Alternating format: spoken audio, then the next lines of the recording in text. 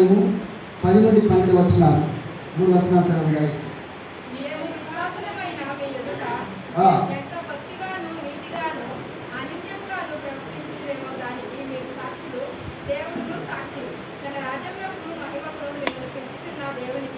తగినట్టుగా మీరు నడుచుకునే వాళ్ళని మేము మీలో ప్రతి వారిని హెచ్చరించు, ధైర్యపరచు, సాక్ష్యమిచ్చు, తల్లి తన బిడ్డల ఎడల నడుచుకునే రీతిగా మీలో ప్రతి వారి ఎడల మేము నడుచుకోవటమని మీకు తెలియను. ఆ హేతు చేతను మీరు దేవుని కూర్చిన వర్తమాన వాక్యము మా వలన అంగీకరించినప్పుడు మనుషుల వాక్యం అని ఎంచగా అది నిజముగా ఉన్నట్టు దేవుని. ఈరోజు మనము ధ్యానించే అంశం ఏమిటంటే తండ్రి ప్రేరణ. ఫాదర్స్ మోటివేషన్ అన్నమాట. తండ్రి ప్రేరణ. తండ్రి అనగా ప్రేరణ, ప్రోత్సాహం. తండ్రి అంటే ధైర్యం, స్ఫూర్తి. తండ్రి అంటే బాధ్యత, ప్రేమ మరియు మాన్యం. కనుక ఒక వ్యక్తి విధంగా అంటున్నాడు, ఒక వ్యక్తి విధంగా రాశాడు. ఒక తండ్రి యొక్క హృదయాన్ని ఎప్పుడు తెలుస్తుంది పిల్లలకంటే వాళ్ళు తండ్రులైనప్పుడు తెలుస్తుంది, అప్పుడు తెలియదు. ఇది అనుభవించాలి, ఇది అనుభూతి అనేది అప్పుడే తెలుస్తుంది. కనుక పిల్లలకు తండ్రుల యొక్క హృదయాలు తెలియవు. కనుక దేవుడు తండ్రిని ఇచ్చాడు పిల్లలకు.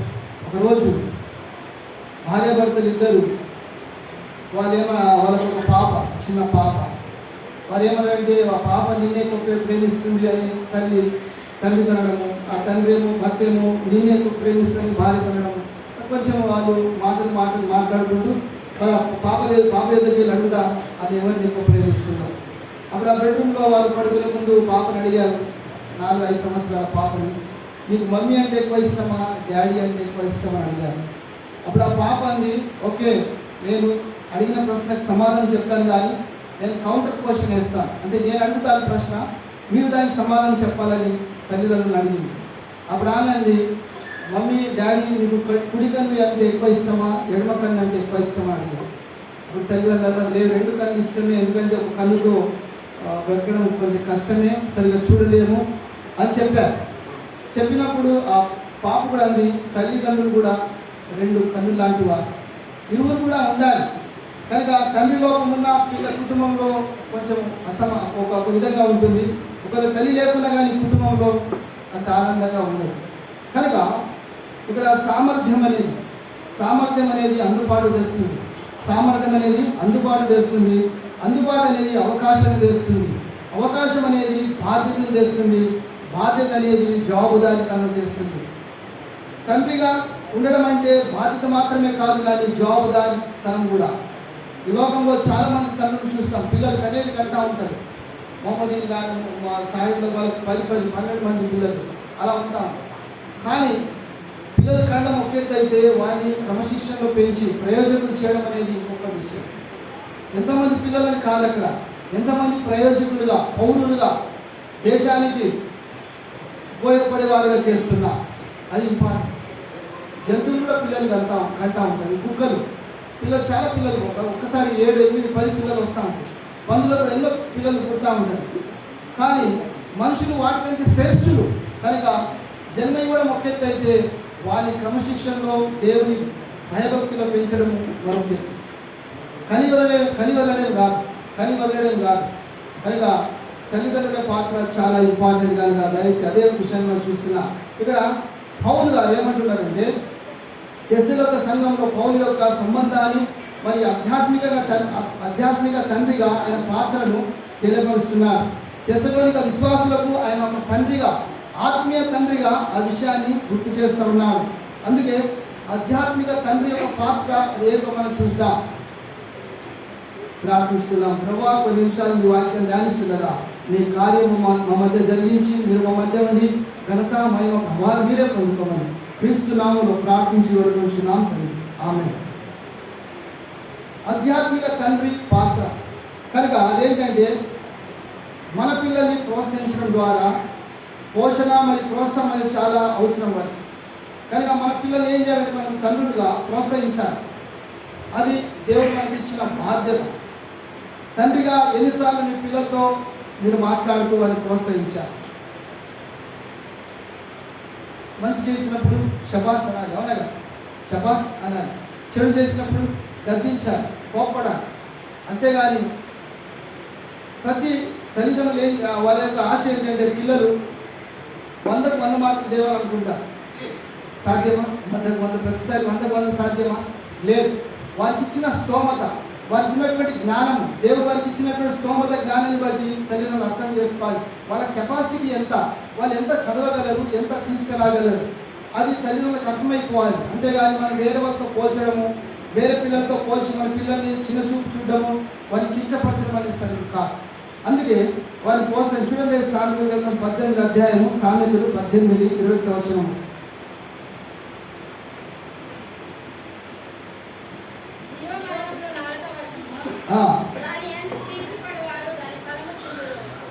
కనుక ఇక్కడ మనం చూసినట్లయితే ప్రోత్సహిస్తూ అనగా పెంచుట, పోషించుట ఇది తండ్రి యొక్క బాధ్యత. ఇది ప్రోత్సహించడం అనేది తండ్రి యొక్క పాత్ర. కనుక పిల్లల్ని ఎలా ప్రోత్సహించగలం? మొట్టమొదటిగా మన పిల్లల్ని ప్రోత్సహించాలంటే మనము మన మాటలతో వారిని ప్రోత్సహించాలి. వారితో మాట్లాడుతూ ఉండాలి. కనుక ఈ రోజుల్లో ఎంతమంది తండ్రులకు పిల్లలతో మాట్లాడే సమయం ఉన్నది? అనగా వారు ఇంట్లో కంపెనీలో పనిచేసి, బయట పనిచేసి ఇంటికి రాగానే మొబైల్ చూసుకోవడం, లేదా రెండవది టీవీ చూడడము, లేకపోతే పేపర్ చదువుకోవడము, లేకపోతే ఫ్రెండ్స్తో మాట్లాడడం, అలా కాలయాపన సమయాన్ని గడుపుతూ ఉన్నారు. పిల్లలతో మాట్లాడే సమయము తండ్రులకు చాలా అరుదుగా, తక్కువగా ఉంటుంది. కనుక మనం పిల్లలతో మాట్లాడినప్పుడు వాళ్ళు ప్రోత్సాహపడతారు. వారిని ప్రోత్సహించాలి, అధైర్యపరచకూడదు. తండ్రిగా అధైర్యపరచకూడదు. వాళ్ళని ధైర్యపరచాలి, వాళ్ళ ధైర్యాన్ని నింపాలి, వాళ్ళలో ప్రోత్సాహాన్ని నింపాలి. అది తండ్రి యొక్క బాధ్యత. అలాగే మనం పిల్లల్ని మనం అన్నమనుకో, నువ్వు చదవలేవు, నువ్వు వ్యర్థుడవు, యూజ్లెస్ ఫెలో, నువ్వు బాగుపడలేవు, నీ లైఫ్ ఎప్పుడు కూడా బాగుపడదంటే వాళ్ళు అట్లాగే తయారైంది. మరి డాడీ నన్ను అన్నాడు, నేను చదవలేనంట, నాకు స్తోమత లేదంట, నేను కష్టపడలేనంట, వాళ్ళు గతమ్మల్లాగా తయారైపోతారు. దాని కారణంలో తల్లిదండ్రులే. అంటే నేను అనేది తప్పుగా ప్రోత్సహించాలని కాదు, నేను తప్పుగా ప్రోత్సహించలేదు. కొన్నిసార్లు కొంతమంది తల్లిదండ్రులు ఏం చేస్తారంటే తప్పుగా ప్రోత్సహిస్తారు. వాళ్ళకి తక్కువ మార్కులు వచ్చినా కానీ ఎక్కువ చెప్తా ఉంటారు. 60 వస్తే 80 అని, 80 వస్తే 95 అని, ఇలా తప్పుగా చెప్పి పిల్లల ముందర ఏం చేస్తున్నారంటే వాళ్ళకు ఒక తప్పుడు సమాచారం నుంచి తప్పుగా ప్రోత్సహించే తల్లిదండ్రులు కూడా ఉన్నారు. అది తప్పు, అది అబద్ధం. కనుక సత్యమే మనం చెప్పాలి. అందుకే ఇక్కడ ఏం చూస్తామంటే పిల్లల్ని ప్రోత్సహించడంలో మొట్టమొదటిగా మన మాటలతో వాళ్ళని ప్రోత్సహించాలి. రెండో చూసినట్లయితే మనము వారి యొక్క సముఖం, అనగా మన యొక్క సమక్షం వారితో ఉండాలి. మన ఉనికి వారితో ఉండాలి. వారికి కావాల్సింది నువ్వు తెచ్చే బిర్యానీ కాదు, నువ్వు తెచ్చే కేకులు కాదు, వాళ్ళకి ఐస్ క్రీమ్లు కాదు. వారు మీతో సమయం గడపాలి, మీరు వారితో సమయం గడపాలి. తినే దగ్గర కలిసి భోంచేయండి, మాట్లాడుతూ భోంచేయండి. టీవీలు అన్నీ ఆఫ్ చేయాలి, మొబైల్ అన్నీ ఆఫ్ చేయాలి. మనం కలిసి భోంచేయాలి. ఒక దగ్గర కూర్చొని ప్రార్థన చేసుకొని, బైబిల్ చదువుకొని కలిసి భోంచేయాలి. అది ఒక పద్ధతి. క్రైస్తవులు అలా ఉంటారు. కనుక ఎవరికి ఇష్టం వచ్చినప్పుడు వారు తినడము, ఎవరికి ఇష్టం వచ్చినప్పుడు వారు కిచెన్లోకి వెళ్ళి అన్నం చేసుకోవడం, అది కాదు, సరైనది కాదు. మనం మాట్లాడే సమయం, మనము అందరూ కలిసే సమయం ఎప్పుడైతే మంచి సమయం, తినే సమయం. కనుక తినే సమయంలో అందరూ కలిసి భోంచేయడం నేర్చుకోవాలి. అలాగా అందరూ కలిసి భోంచేయాలి. ఎక్కువ తక్కువైనా అడ్జస్ట్ అయిపోవచ్చు. అది ఎందుకని పిల్లలకి ఏం కావాలంటే మీ సముఖం. ఉదాహరణకు చూడండి, ఉదాహరణకు పిల్లల బర్త్డే ఉంది ఈరోజు, డాడీ కేక్ తెస్తానని ప్రామిస్ చేశాడు. అయితే డాడీ కేక్ తేవడంలో చాలా లేట్ అయిపోయింది. పిల్లలు వాళ్ళ ఫ్రెండ్స్ వచ్చారు, ఇంట్లో అందరూ కొంచెం డెకరేషన్ అయింది, అన్నీ అయినాయి. కానీ కేక్ కూడా వెయిట్ చేస్తున్నారు. డాడీ ఇంకా వస్తాడు. 8 అయింది, 9 అయింది, డాడీ రాలేదు. ఫ్రెండ్స్ అందరూ వానిపై కోప్పడి, మీ డాడీ ఎప్పుడు ఇలాంటి వాడు సార్, నెక్స్ట్ టైం మమ్మల్ని అని చెప్పి వాని కోప్పడి వెళ్ళిపోయారు. డాడీ 11 గంటలకు వచ్చాడు. పిల్లోడు తినకుండానే పడుకున్నాడు. భార్య అప్సెట్గా ఉంది. అప్పుడు ఆ వాతావరణం అంతా ఎలా ఉంటుంది? మీరు ఎన్ని సాకులు చెప్పినా, మీరు ఎన్ని ప్రయత్నించినా కానీ పిల్లలు అర్థం చేసుకోలేరు. కనుక వారి సంతోషాన్ని మనం దొంగలించకూడదు. వారి సంతోషాన్ని దుఃఖంగా మార్చకూడదు. మాటిస్తున్నానికి కట్టుబడి ఉండడానికి ప్రయత్నించాలి, లేదా మాట ఇవ్వకూడదు. ఎందుకంటే పిల్లలు దానికి చాలా కట్టుబడి దాన్ని జ్ఞాపకం చేసుకుంటూ పదే పదే జ్ఞాపకం. తండ్రులు మర్చిపోవచ్చు కానీ పిల్లలు మరవరు. మూడవ చూసినట్లయితే వారికి మద్దతుగా నిలవాలి, సహాయం, ఆధారం. ఎందుకంటే పిల్లలకు తల్లిదండ్రులే ఆధారం కనుక వారికి మద్దతు ఇవ్వాలి. అంటే తప్పుగా కాదు, తప్పుగా మద్దతు ఇవ్వాలి, సపోర్ట్గా నిలబడాలి. వాళ్ళకి మనం సహాయం చేసే వారిగా ఉండాలి. వాళ్ళకి ఒక ధీమా, ఒక ధైర్యం, ఒక ఆధారం అనేది ఉండాలి. మా డాడీ ఉన్నారు, మా డాడీ చూసుకుంటారు. స్కూల్లో ఫీజు మా డాడీ కడతారు, నాకు నోట్బుక్స్ మా డాడీ కొంటారు, నాకు గొడుగు కావాలి మా డాడీ కొనిస్తాడు. అలాంటి ఒక ధీమా, అలాంటి ఒక సపోర్ట్ వాళ్ళకి కావాలి, సపోర్ట్ వాళ్ళకి కావాలి. కొన్నిసార్లు పిల్లలు డాడీ గురించి ఏం చెప్తారంటే, మీ డాడీ ఎలాంటి వాడు, చాలా మంచివాడు మా డాడీ, ఎందుకంటే నాకు చాక్లెట్లు కొనిస్తాడు, చాక్లెట్లు కొనిస్తాడు, మంచి డాడీ, అలాంటి డాడీ మంచివాడని. మా డాడీ చాలా మంచివాడు, నాకు ఎందుకంటే నన్ను పార్క్లో తీసుకెళ్తాడు, మా డాడీ చాలా మంచివాడు. ఇలా ఈ భౌతిక సంబంధమైనది, ఈ లోక సంబంధమైన విషయాలు చెప్తారు. కానీ మా డాడీ చాలా మంచివాడు, నన్ను చర్చికి తీసుకెళ్తాడు సమయానికి, మా డాడీ చాలా మంచివాడు, మా ఫ్యామిలీలో ప్రార్థన చేసినప్పుడు మరి మేమంతా కలిసి ప్రార్థిస్తాం, లేదా పాటలు పాడుకుంటామని, అలాంటి విషయాలు చెప్పడం చాలా అద్భుతంగా చూస్తున్నాం. అందుకని ఇక్కడ నేను చెప్తున్నా అంటే, పిల్లలకు మీరు మద్దతుగా నిలవాలి, సహాయకులుగా ఉండాలి. ఆధారం మీరే ఉన్నారు, వారు మీపై ఆధారపడి ఉంటున్నారు. మీరే వారికి సమస్యలు కనుక ఏమైనా అవసరమైనప్పుడు, అక్కరైనప్పుడు వారి మీ వద్దకు వస్తారు. కనుక వారికి మీరు అండగా ఉండాలి, వారికి సహాయకులుగా ఉండాలి.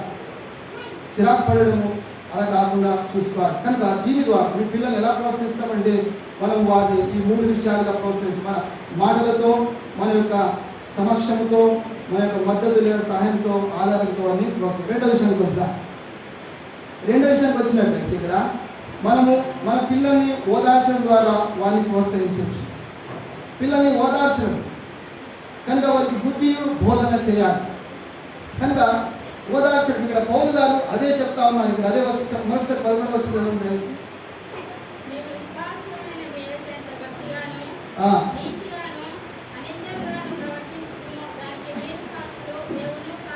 సాక్షిగా 12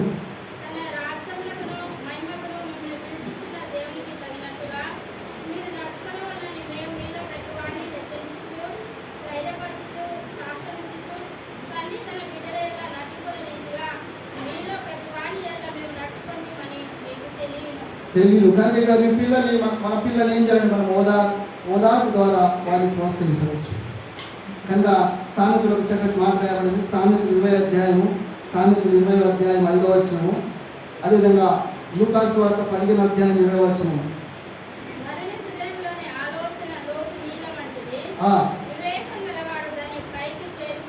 చేరుకొను. అదేవిధంగా లూకాసు వార్త 15:20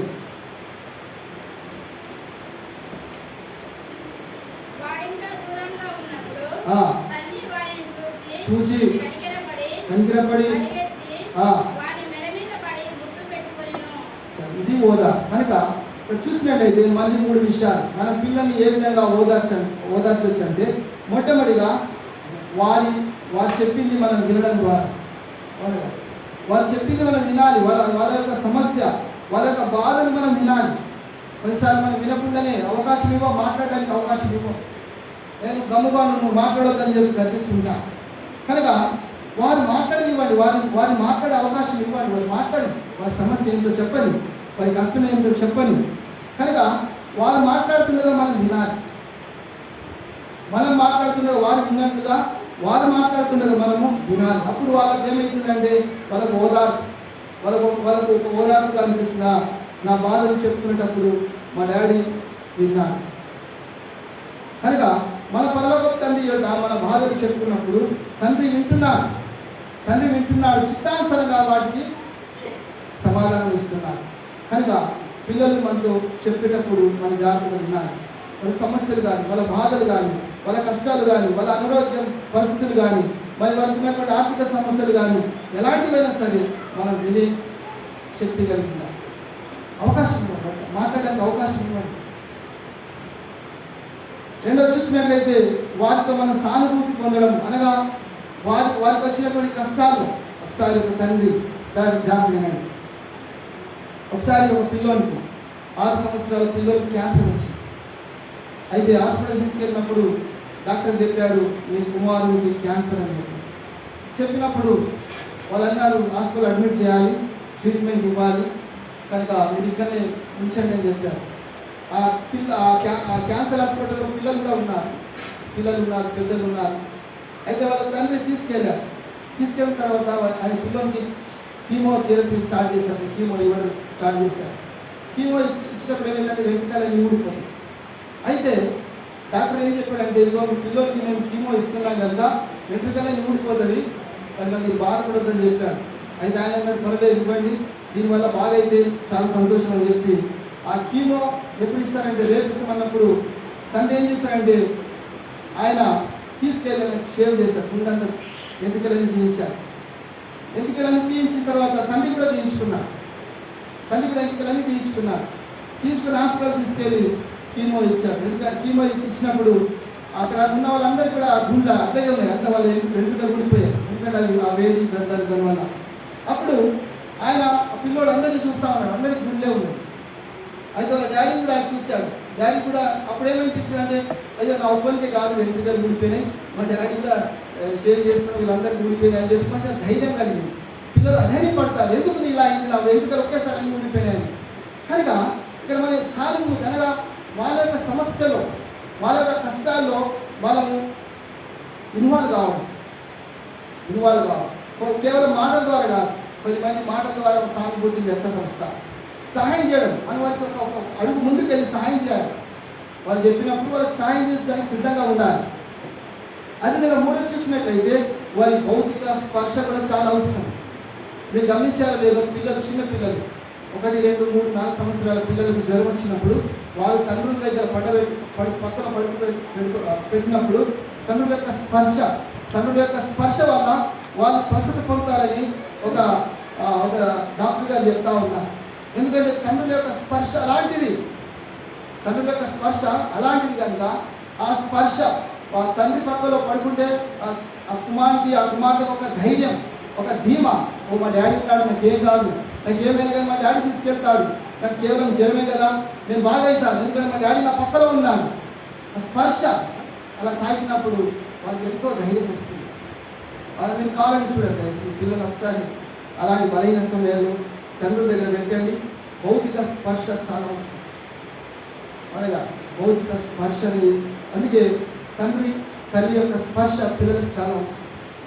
కేవలం దీవించినప్పుడే కాదు, కొట్టేటప్పుడే కాదు, కానీ వారిని కౌగలించుకోవడం కానీ, వారిని తాకడం కానీ, వారిపై చేయించి ప్రార్థించడం కానీ చాలా అవసరం. కనుక తల్లిదండ్రుల యొక్క స్పర్శ చాలా చాలా పిల్లలకు అవసరం. ఈ విషయాన్ని నాకు తెలుసు. మూడో ముఖ్యమైన విషయానికి వస్తాం. ఇక్కడ మా పిల్లల్ని దేవునికి తగినట్టుగా జీవించడానికి ప్రోత్సహించాలి. ఎందుకంటే పిల్లల్ని దేవునికి తగినట్టు ఇంపార్టెంట్ కనుక పిల్లల్ని దేవునికి తగినట్టుగా జీవించడానికి ప్రోత్సహించడం ద్వారా వారు ప్రేరేపించబడతారు. దేవునికి తగినట్టుగా నడవడం చాలా ఇంపార్టెంట్.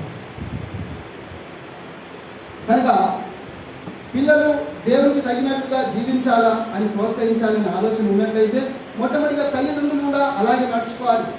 మీకు పీతలు వెంట్రుకాల కథ తెలుసు అనుకుంటా. వెంట్రుకాలు పీతలు వెంట్రుకాయలు కదా, వాటిని అవి ఏం చేశారు, ఒకసారి నది ఒడ్డున అన్ని మీటింగ్ పెట్టాను. మీకు చేసిన పీతలు ఒక్కదానికి వందలు పీతలు ఇస్తా ఉంటారు. వాటి పిల్లలందరి బయటికి పిలిచాయంట. చెప్పాను అంటే, ఇదిగో రండి అందరు బయటకు, అందరు బయటకు వచ్చారు. పెద్ద మీటింగ్ జరుగుతూ ఉంది. ఆ మీటింగ్లో వారు నిర్ణయం తీసుకున్నారు. తల్లి తండ్రి 2 పీతలు అక్కడ నిలబడి చెప్పాయంట, ఇదిగో మా బ్రతుకు మా జీవితాలు ఎలా గడిచిపోయాయి, మేము ఎలా ముసలైపోయాం, మేము ఎప్పుడో చనిపోతాం, కానీ మీరు సరిగా బ్రతకండి, సరిగా నడవండి, సరిగా నడుచుకోండి అని చెప్పారు. అప్పుడు చెప్పారంట ఆ పీత అందంట, తండ్రి ఆ పీత ఏంటంట, ఇదిగో మేము వంకర కిందగా నడుచుకున్నాం, బ్రతికాం, కనుక మీరు అలా నడవకుండా మీరు స్ట్రేట్గా సరిగ్గా నడవాలి అని చెప్పారు. మీటింగ్ అయిపోయి ఇప్పుడు అన్ని నీళ్ళకి వెళ్ళాలి కదా, మళ్ళీ అది వంకర కిందకి వెళ్ళాలి. అంటే ఒక ఎగ్జాంపుల్ లేవు. మనం కూడా పిల్లలకు ఎన్నో నీతులు చెప్తాం కదా, పిల్లలు మీరు చర్చికి వెళ్ళండి, వాళ్ళ సండే స్కూల్కి వెళ్ళండి, టైంకి వెళ్ళండి అని చెప్తాం. మరి మీరు పనికి వెళ్ళాలి, డాడీ పనికి వెళ్ళకపోతే మరి ఎట్లా నడుస్తుంది, బ్రెడ్ ఎట్లా వస్తుంది, అన్నం ఎట్లా వస్తుంది అంటే దానికి భార్య సపోర్ట్గా అవునవును వెళ్ళాలి ఆయన వెళ్ళాలి, లేకపోతే మనమంతా పస్తుంటా ఇలా అంటే దయచేసి నేను అర్థం చేసుకుంటూ వెళ్ళాలి. కానీ ఆదివారం రోజున కాకుండా నేను అనేది పని చేయడం కాదు, మీరు పని చేయాల్సిందిగా కష్టపడాలి. అయితే ఇక్కడ నేను ఏం చెప్తున్నా అంటే మనం పిల్లల్ని తగినట్టుగా జీవించమని ఎప్పుడు చెప్పగలుగుతామంటే మనం దేవునికి తగినట్టుగా జీవిస్తున్నప్పుడే మన పిల్లలకు చెప్పగలం. అప్పుడు వారు భయపడతారు, మన మాట వింటారు. ఒకవేళ మనము అలా జీవించినట్లయితే, మనం వాళ్ళకి చెప్పినట్లయితే వారు వినరు. అందుకే చూడండి ఐస్, దాని కింద 3 విషయాలు చూద్దాం. దేవుని వాక్యము వారికి బోధించడం ద్వారా, అనగా మొట్టమొదటి ఎలా మనం పిల్లల్ని దేవుని తగినట్టుగా నడుచుకొని ప్రోత్సహించడం అంటే మొట్టమొదటిగా దేవుని వాక్యం బోధించడం. మొదటి దినవృత్తాంతం 28వ అధ్యాయము 8-9 వచనాలు చదవండి. అదేవిధంగా కీర్తనలు 78వ కీర్తన 5-6 వచనాలు. మొదటి దినవృత్తాంతాలు 28వ అధ్యాయం 8-9, కీర్తనలు 78వ కీర్తన 5-6 వచనాలు.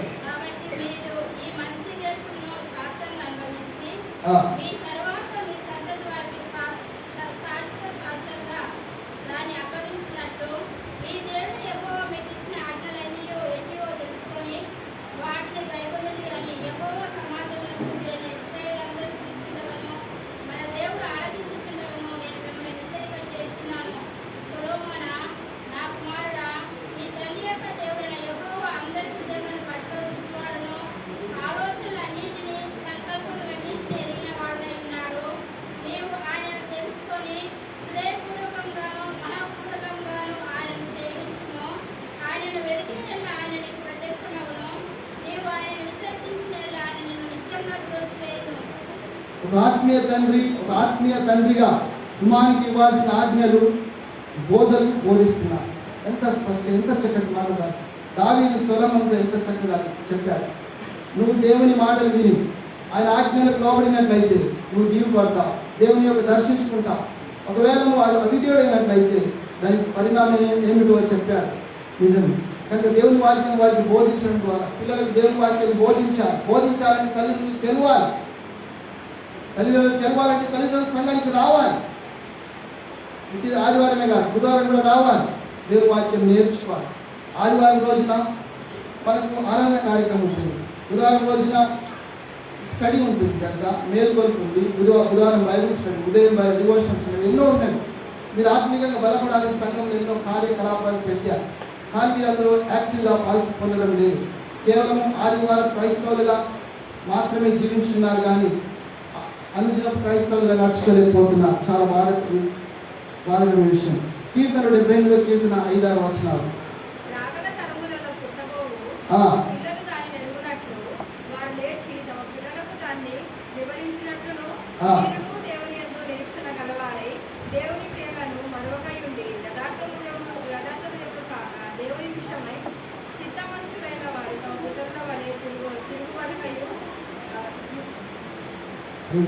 ఓకే, చూసినట్లయితే మరి దేవుని వాక్యాన్ని బోధించి నేర్పించడం అనేది చూస్తున్నాం. ఎఫెసీ 6వ అధ్యాయం 4వ వచనం అందరికీ తెలుసు. ఏం రాబడింది? పిల్లలారా కోపము రేపక ప్రభు యొక్క శిక్షలోను బోధలోను వారిని పెంచుడి. ప్రభు యొక్క బోధలో వారిని పెంచడం దేవుని వాక్యం మనకు ఆజ్ఞాపిస్తుంది. కనుక దేవుని వాక్యం వారికి బోధించడం ద్వారా వారు ప్రోత్సహింపబడతారు. ఒక తండ్రిగా, ఒక తల్లిగా మీరు సమయం తీసుకొని పిల్లలకు బోధించే స్థితిలో ఉంటారు. మనం బోధించాలని మనకు మొట్టమొదటిగా తెలిసి బైబిల్ ఎన్ని పుస్తకాలు ఉన్నాయో తెలుసా? ఏ పుస్తకం ఎక్కడ ఉందో తెలుసా? కొద్దిమంది ఎంతో గొప్పగా చెప్తారు, మేము ఎన్నో సంవత్సరంలో వస్తున్నామని చెప్తారు. కానీ మొదటి తెస్సలోనిక ఎక్కడ ఉందంటే పాత నిబంధనలు చెప్తారు. అంటే వారికి ఎంత తెలియదో తెలుసు. అది కాదు, ఖండత చేయాలి. 66 పుస్తకాలు మనం ఖండత చేయాలి. రెండవ విషయం చూద్దా, ఇక్కడ దేవుని వాక్యం వారికి బోధించడం ద్వారా వారిని ప్రోత్సహించడమే కాదు, కానీ రెండవది అవసరమైనప్పుడు వారిని క్రమశిక్షణ చేయడం చాలా ఇంపార్టెంట్. అలాగా ఇది కొంచెం ఘాటుగా ఉంది, మాట చాలా ఘాటుగా ఉంది పిల్లలకు. ఏంటంటే అవసరమైనప్పుడు వారిని క్రమశిక్షణ చేయడం అవసరం. అవును, పెద్దం వాడిని తండ్రి కుమారునికి విరోధి. కనుక క్రమశిక్షణ చాలా అవసరం. ఎందుకంటే బాలుల్లో మూఢత్వం అనేది పుట్టుకతోటే వస్తుంది. మూఢత్వం, తిరుగుబాటుతనము, ఇది పుట్టుకతోటే వస్తుంది కనుక దానికి వ్యక్తమే సరైన సమాధానం. అవునగా 10 మంది ఎంతో గొప్పగా చెప్తారు, మా పిల్లలు ఒక్క దెబ్బ కొట్టదు మంచిది, మేమైతే కొట్టాం, పిల్లలు కొట్టాము. దేవుడికి ఎక్కువ తగిన తన స్త్రీలకు తక్కువ తగిన. కానీ ఆమె కొట్టాము, ఎందుకంటే వారు చేసిన తప్పులు బట్టి. అందుకే ఇక్కడ ఏంటంటే నేను చెప్పేది ఏంటంటే, ఓకే మీ పిల్లలు కొట్టేపారు మీ ఇష్టం, కానీ కొట్టాలని ఏం లేదు, కానీ తప్పు చేసినప్పుడు వారిని శిక్షించాలి. అదేవిధంగా మనం చూస్తున్నాం కదా దేవుని వాక్యంలో చూడండి, సామెతలు 19:18 వచ్చింది చదవండి. సామెతలు 19:18, సామెతలు 29:17. బుద్ధి వచ్చిన నీ కుమారుని శిక్షించుము, అయితే వాడు చావాలని కోరవద్దు. బుద్ధి రావాలంటే శిక్షించాలి. దేవుని వాక్యం చెప్తా ఉంది, వారికి బుద్ధి రావాలి. బుద్ధి రావాలంటే వారిని శిక్షించాలి, క్రమశిక్షణలో పెంచాలి. రెండవదిగా 29:10 వచ్చింది. నువ్వు కుమారుని శిక్షించిన ఎలా అతడు నీ సంతోషపరచును. ఎంత చక్కటి మాట.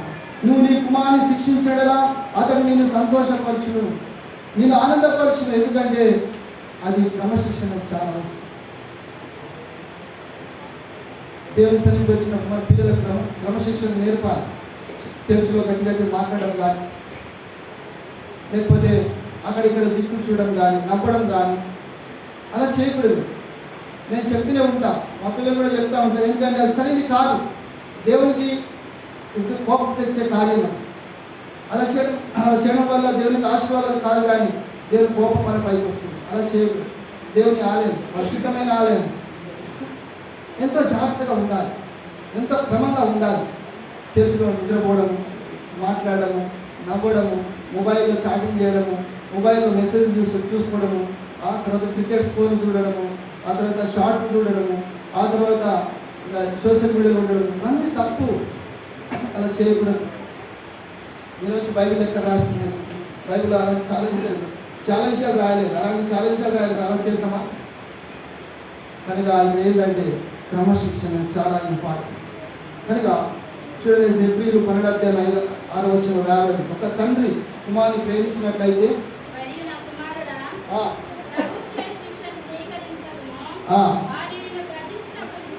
విసుకము, ప్రభు తాను ప్రేమించు వారిని శిక్షించి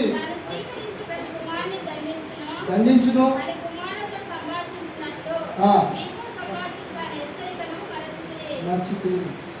ఏ తండ్రి అయితే తన కుమారుని ప్రేమిస్తాడో ఆ తండ్రి తన కుమారుని శిక్షిస్తాడు, గద్దిస్తాడు. ఎందుకంటే ఇంకా బాగుపడాలని మంచి ఉద్దేశంతో ఏ తండ్రి అయితే తన కుమారుని విషయంలో అంతగా శ్రద్ధ చూపాడో, పట్టించుకోడో వాళ్ళు చెడిపోతారు. క్రమశిక్షణ లేదు.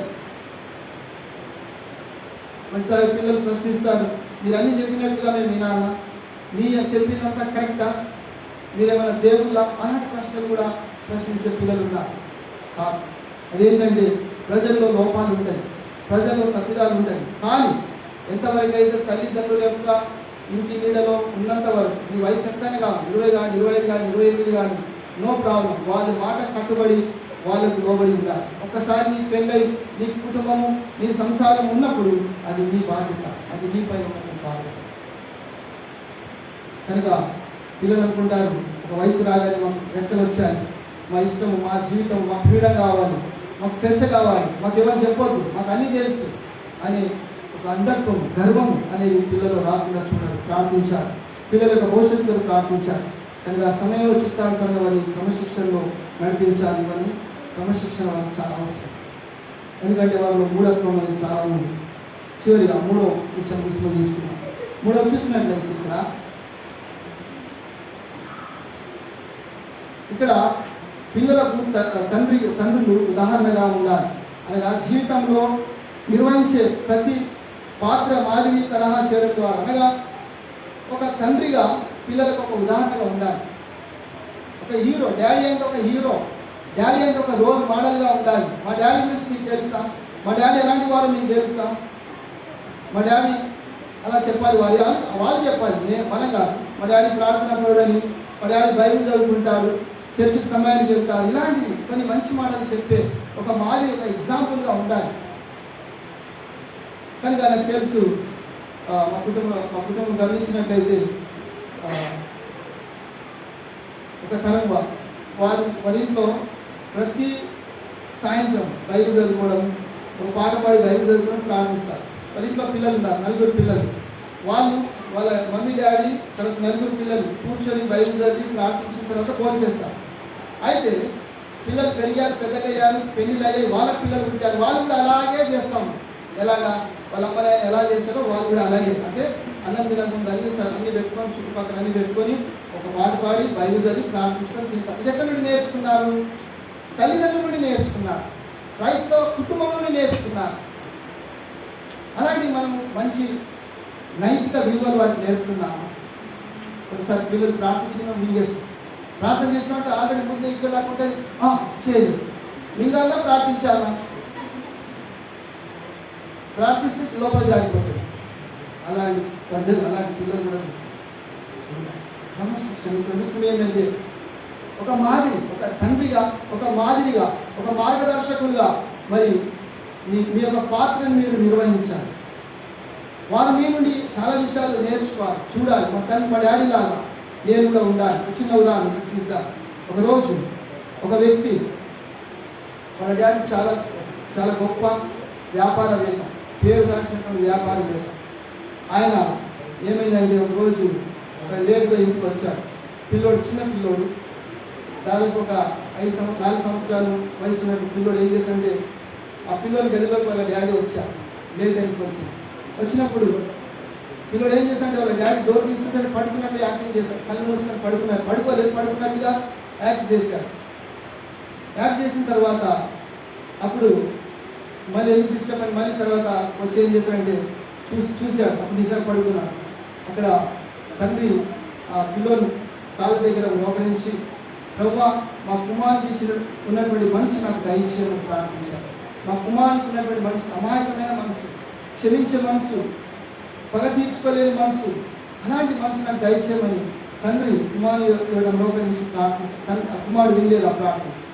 ఆ తర్వాత ఒకరోజు తండ్రి పడుకున్నప్పుడు కుమారుడు తండ్రి గదిలోకి వెళ్ళి ఏమని ప్రార్థిస్తున్నాడంటే, దేవా నన్ను మా తండ్రిలాగా ఒక వ్యక్తిగా చేయి, గొప్ప వ్యక్తిగా చేయి, మా డాడీ లాగా బిజినెస్ మ్యాన్ నన్ను చేయని ప్రార్థన. చూడండి ఎంత వ్యత్యాసం ఉంది.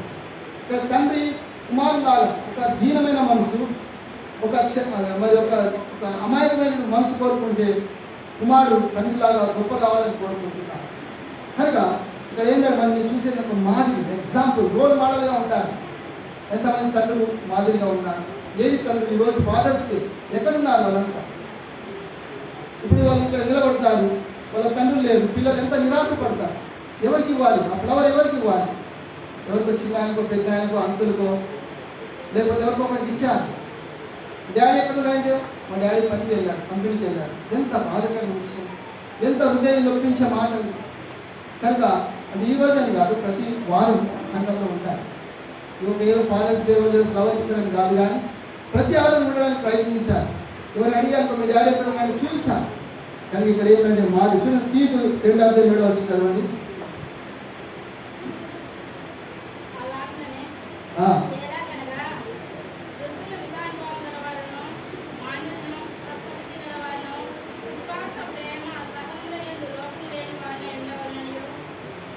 చాలా ఇక్కడ ఒక నాయకుడిగా, ఇంటికి యజమానుడిగా, తండ్రిగా మరి మనం ఎలా నడుచుకోవాలి. అదేవిధంగా తెస్సలోనిక 2:10 మొదటి తెస్సలోనిక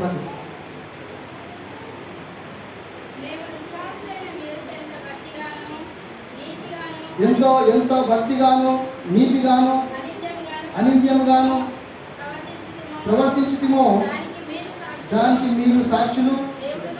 దేవుడు పౌలు ఎంత చక్కగా చెప్పాడు. మేము మీ యొక్క ఎలా ప్రవర్తించాము, మేము మీ యొక్క ఎలా జీవించాము, మేము మీ యొక్క ఎలా నడుచుకున్నామో దానికి మీరే సాక్షులు. 3 విషయాలు రాశారు. ఏం రాసిన మొట్టమొదటిగా భక్తి. మేము ఎలా భక్తిగా నడుచుకున్నాం. మా భక్తి దొంగ భక్తి కాదు, మేము భక్తిగా నడుచుకున్నాం. మీరు చూశారు, మా భక్తిని చూశారు. రెండోది ఏమన్నా నీతిగా నడుచుకున్నాం. మా నీతిని మీరు చూశారు.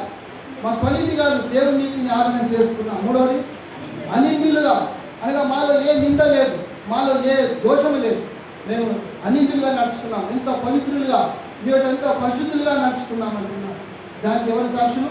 మీరు సాక్షులు, దేవుడు సాక్షి. ఎంత గొప్ప మాట. వాళ్ళని సాక్షిగా పెట్టారు. మీరే దానికి సాక్షులు. చూశారు మా జీవితం. మేము ఒకరికి వారంగా ఉండాలని, ఒకరికి బాధ పెట్టేవారుగా ఉండాలని కాదు, కానీ మేము ఎలా జీవించాం, ఎలా నడుచుకున్నాం. పౌలు గారు ఏం చేశారంటే ఆయన 3 సంవత్సరాలు ఆయన ఏం పని చేస్తాడు, వృత్తి చేశాడు, దేవుడు పుట్టడం ప్రారంభించాడు. ఎందుకంటే ఒకటి భారంగా ఉండకుండా, అది చచ్చవరకు కాదు, 3 సంవత్సరాలు అలా చేశాడు. అంతే, కొద్ది రోజులు చేశాడు, కానీ అక్కడికి భారం ఉండకుండా చిన్న పార్ట్ ఆయన వృత్తిని చేసుకుంటూ తన పోషణ నడుచుకున్నాడు. అందుకని ఇక్కడ ఏంటంటే తెస్సలోనిక సంఘానికి పౌలు చెప్తున్న ఆత్మీయ తండ్రిగా ఆయన ఏం చెప్తున్నాడంటే, ఇదిగో మా భక్తిని మీరు చూశారు, మా నీతిని మీరు చూశారు, మా అనింద్యాన్ని మీరు చూశారు, కనుక మేము ఎలా నడుచుకున్నామో మీరు అలాగే నడుచుకోమని వారిని ప్రోత్సహిస్తున్నారు. నిజం, మనం చెప్పగలమా? మన పిల్లలకు చెప్పగలమా? మేమెంత క్రమంగా దేవుని సన్నిధికి వెళ్ళాము, మేమెంత క్రమంగా బైబిల్ చదివాం, మేము ఎన్నిసార్లు రోజుకు ప్రార్థించాం, మీరు మాలాగా చేయమని మీరు ధైర్యం గుండె మీద చేయబట్టి చెప్పగలరా? చెప్పలేదు. ఎందుకంటే మీ దగ్గర బైబిల్ చదువుకోవడానికి సమయం లేదు, ప్రార్థించడానికి సమయం లేదు, మరి ఇలాంటి బైబిల్ స్టడీకి అటెండ్ కావడానికి సమయం లేదు. కానీ నేను చెప్పలేదు, ఒక మాదిరిగా మీరు ఉండలేరు, మాదిరి మీరు కాలేరు, ఒక రోల్ మోడల్గా మీరు నడుచుకోలేరు. ఎందుకంటే మీరు తప్పిపోయారు, ఫెయిల్ అయిపోయారు. అయినా పర్లేదు, దేవుడు ఇప్పటికైనా క్షమిస్తాడు. ఇక మీకైనా ఈ ఫాదర్స్ డే మీ మనసు మార్చుకోండి, దేవుని కొరకు, పిల్లల కొరకు, కుటుంబం కొరకు సాక్షులుగా జీవించడానికి ప్రయత్నించాలి. అందుకే పౌలు ఇక్కడ ఎన్నో విషయాలు చెప్పారు. ఒక తండ్రిగా మనం ప్రోత్సహించాలి, ఓదార్చాలి, వారు చెప్పేది మనం వినాలి, దేవునికి తగినట్టుగా జీవించమని వారిని ప్రోత్సహిస్తూ మన పాత్ర ఏమిటో వారికి తెలియపరచాలి, మన బాధ్యత ఏమిటో వారికి తెలియపరచాలి. కనుక తండ్రి అని చెప్పిన స్వీట్ వంచడం కాదు. నేను డాడీ అయ్యాను, నాకు కొడుకు పుట్టాడు, ఇది అందరికి స్వీట్ చేయడం అదొకటే, అది ఆనందం మంచిదే. కానీ అక్కడ నుండి స్టార్ట్, లెసన్ స్టార్ట్, అధ్యాయం స్టార్ట్ అక్కడ నుండే. వాళ్ళ బాగోగోలు, వాళ్ళ క్షేమము, వాళ్ళ చదువు, వాళ్ళ భవిష్యత్తు, వాళ్ళ యొక్క రక్షణ కొరకు, వాళ్ళ యొక్క జీవిత భాగస్వాముల కొరకు ప్రార్థించే బాధ్యత మీపై ఉన్నది, మనపై ఉన్నది. మన వయసుని బట్టి వాళ్ళకి మనం మాట్లాడాలి, వయసుని బట్టి వారికి మనం డీల్ చేయాలి, వయసుని బట్టి వారికి ప్రార్థించాలి. ఏ వయసులో ఎలా వారితో నడుచుకోవాలి, ఏ వయసులో ఎలా వారితో మాట్లాడాలి, దేవుడు మనకి జ్ఞానం ఇవ్వాలి. కనుక ఇక్కడ పౌలు గారు అంటున్నారు, ఒక ఆత్మీయ తండ్రిగా మా ఆత్మీయ తండ్రిగా తెస్సలోనిక సంఘాన్ని ప్రోత్సహిస్తూ అంటున్నారు, మీరు దేవుని భయభక్తులు కలిగి నడుచుకోమని పంపిస్తారు. తండ్రిగా ఈరోజు ఒక నిర్ణయం తీసుకోవాలి. గత సంవత్సరాలు నేను ఫెయిల్ అయిపోయాను, కానీ ఇప్పటి నుండి నేను ఒక మాదిరిగా ఉంటాను, పిల్లలకు, భార్యకు ఒక ఎగ్జాంపుల్గా ఉంటానని చెప్పి నేను దేవుని సంఘం నిర్ణయం తీసుకున్నాను. ఎందుకంటే పౌలు గారు ఎంతో చక్కగా చెప్తాము.